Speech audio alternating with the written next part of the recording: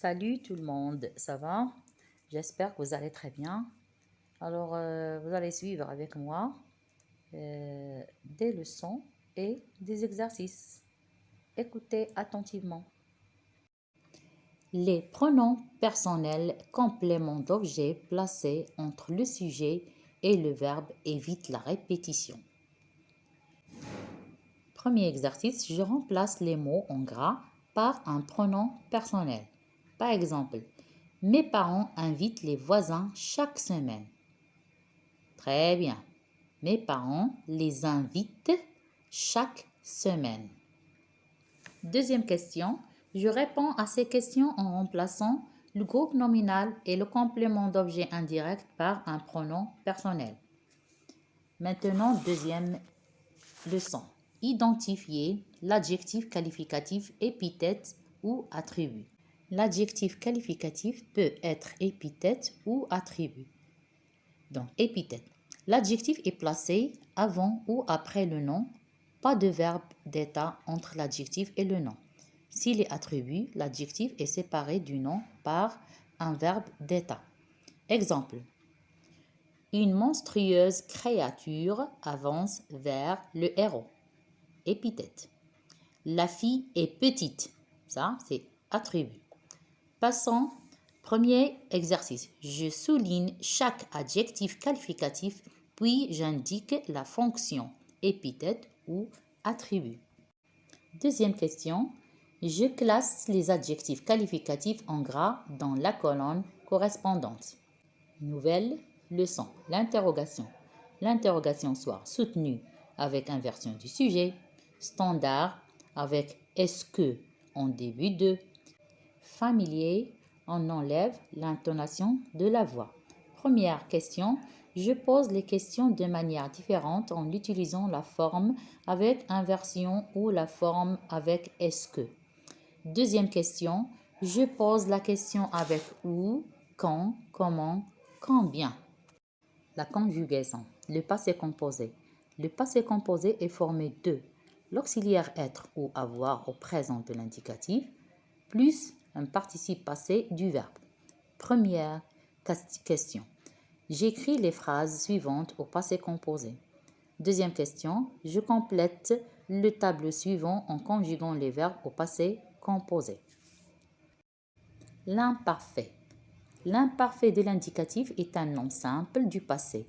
Les terminaisons sont et, AIS, et, AIS, et, AIT, ion, IONS, IE, IEZ et AIENT.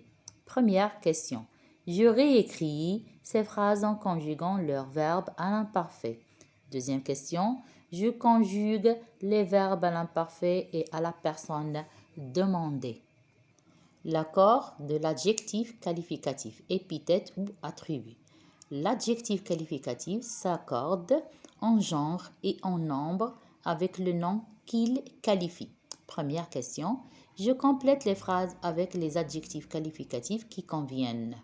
Meilleur, fraîche, allumée, naturel, gonflé. Deuxième question.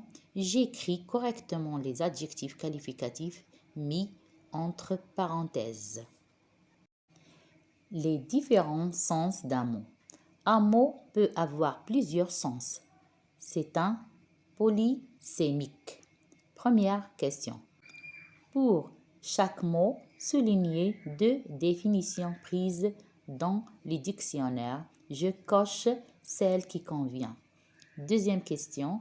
Je remplace l'adjectif doux par l'un des adjectifs suivants. Les antonymes. Les antonymes peuvent être des noms, par exemple ami, le contraire ennemi, des adjectifs comme grand, le contraire petit, des verbes, exemple monter, le contraire descendre, d'autres mots, exemple sur, le contraire sous. Première question. Je réécris chaque phrase en remplaçant le mot souligné par son contraire. L'équipe de Tom a gagné son match. Donc, quel est le contraire de gagner? Bravo. Allez trouver le contraire de facile, gentil, visible. Deuxième question. Je forme le contraire des mots poli, collé, utile, honnête, branché, capable, heureux, précis. Maintenant, les homonymes. Les homonymes.